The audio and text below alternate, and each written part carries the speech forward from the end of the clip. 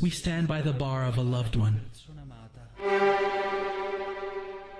We retrace in our thoughts his life, his struggles, what he suffered and what he wanted. A terrible voice strikes us to the depths of our hearts. What is life? What is death? Is all this just a messy dream? Or do life and death have meaning?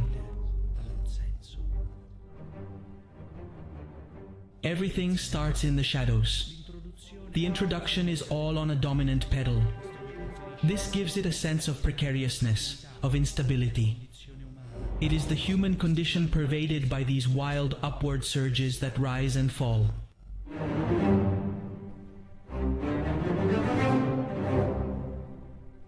It is something heavy that tries to escape from this limbo of darkness, but fails to do so and keeps turning in on itself and churning in the shadows.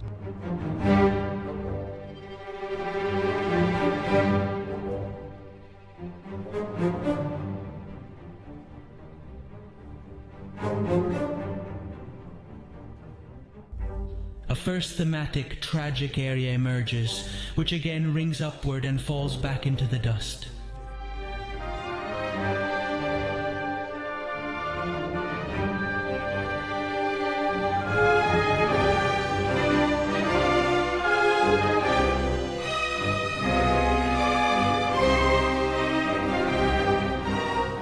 And which finally culminates in an imperious funeral march full of bitterness.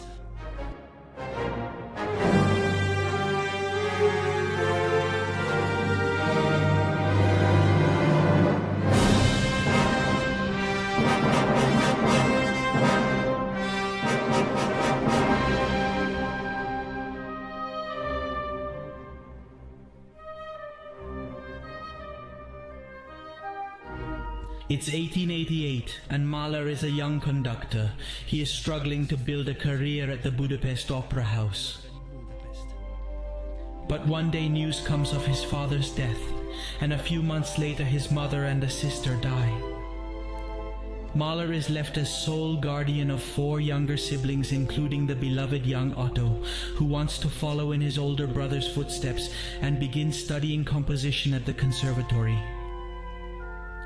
Mahler begins to be obsessed with death. He completes a symphonic poem entitled Totenfeier, the celebration of death, which years later will become the first movement of the Second Symphony you are listening to. Thus begins a compositional journey, an existential quest that only 7 years later will add the fulfillment of a 5-movement symphony. The entire first movement is the dramatic clash between 2 themes that keep alternating without any real development. It is a continuous soaring to the sky and falling back to dust. The second theme suddenly emerges like an epiphany. It is serene, dreamy. It is a staircase that winds toward heaven and spreads its arms wide toward the light.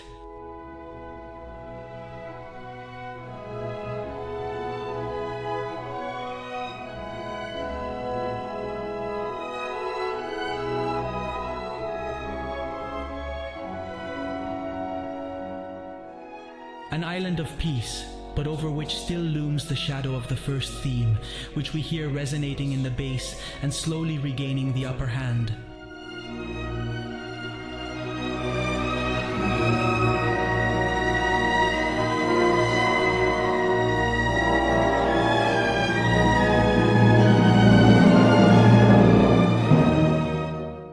We fall back into darkness, this time punctuated by sardonic hints of trombone that sound like mocking verses.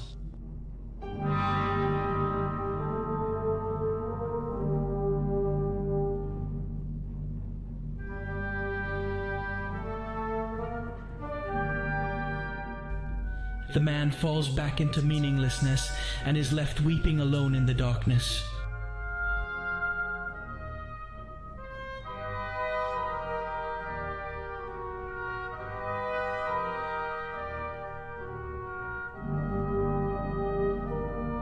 Mahler was conducting a rehearsal at the Hamburgo Theater when the news came.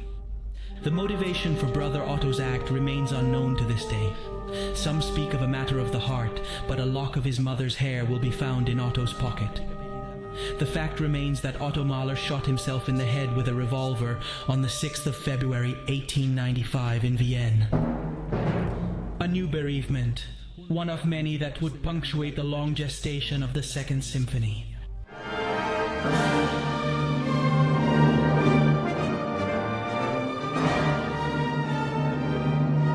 The composer sought refuge in nature. He had a hut built in Steinbach in Upper Austria, near the lake, to which he spent his days composing, and in his breaks swam in the crystal-clear water of the lake. In the distance, as if shrouded in the fog of fate, the serene second theme, the stairway to heaven, re-emerges.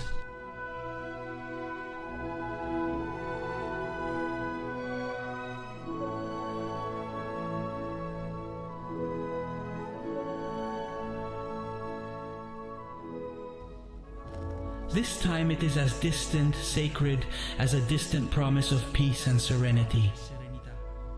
But it is a path that man is not yet able to follow.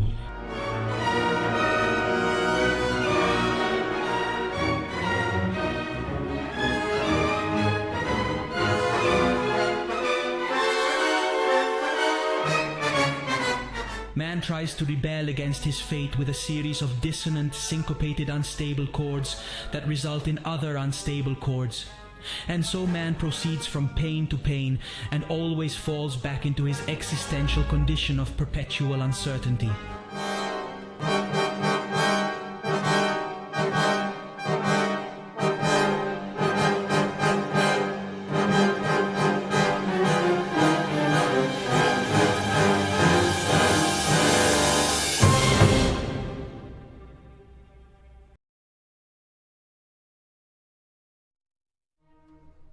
It's 1891, and there is only one star in the Hamburg music scene, Hans von Bülow.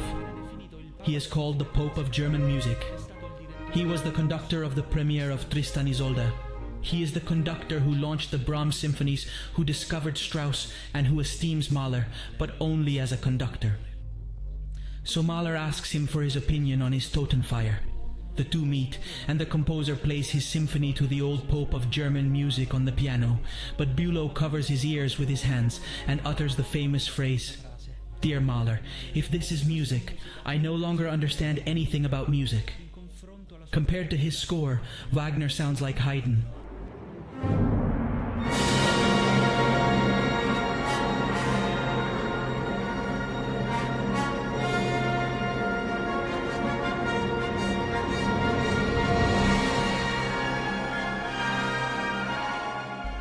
The last movement, the fifth, of Resurrection, begins with the ascending theme of the first, the Stairway to Heaven. It is a continuous reaching out to heaven.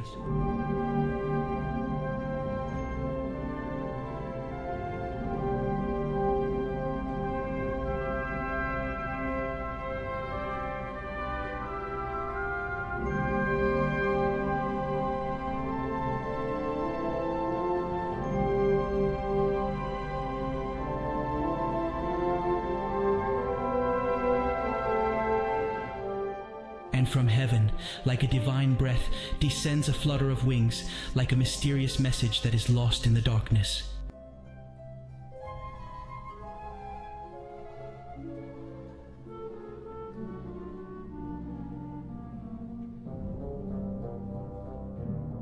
Something wails in the darkness. A lament that grows and becomes more and more heartfelt, and again it falls back into the grave.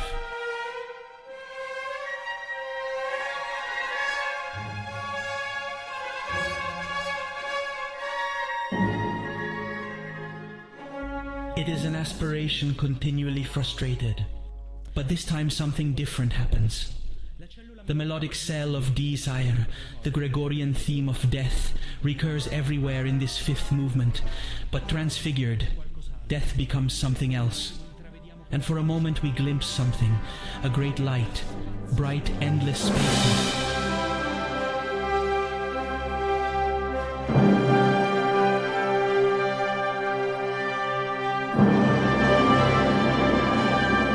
Fluttering of violins' wings, angelic wings.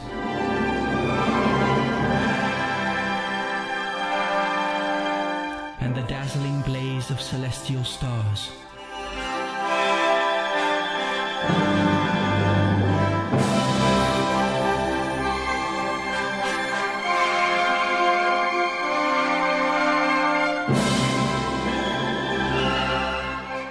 But it is not yet our time.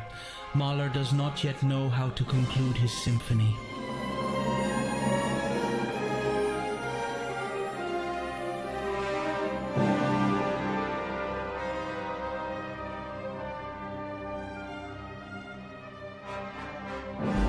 Hans von Bülow comes to his aid. Dying.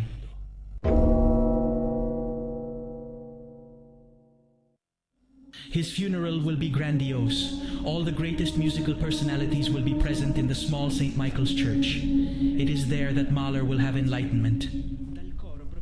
From the choir came angelic music, sung by white voices. The text was by an 18th century poet, Klopstock, and it said, "Yes, you will rise again." Mahler was thunderstruck by it, went home and completed the last movement, a great hymn to resurrection. You can see in it the resurrection of Christianity, to which he will be forced to convert to work in Vienna, or the resurrection of his Jewish origins, for which he will have to leave Europe and move to New York a few years later. Or you may also see in it the eternal pantheistic return of his beloved Nietzsche, to whom he will dedicate the Third Symphony. What matters is this extraordinary finale, which will make him rise instantly to the Olympus of great composers. First we hear a subdued chorus, repeating the words of Klopstock's ode, "You shall rise again, not in vain have you lived, not in vain have you suffered."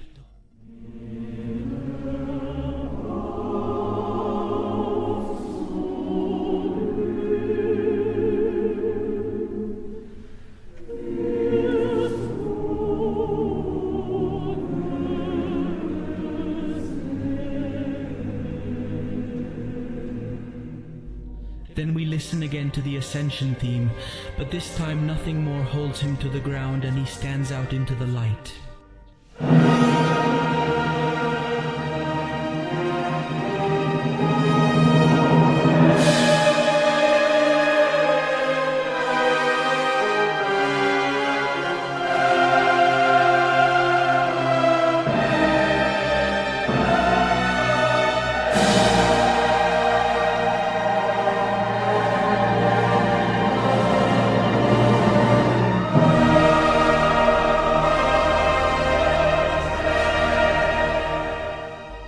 That what has been must pass away, what has passed must rise again. Stop trembling, prepare to live. The eternal hourglass of existence is turned upside down again, and you with it, little speck of dust.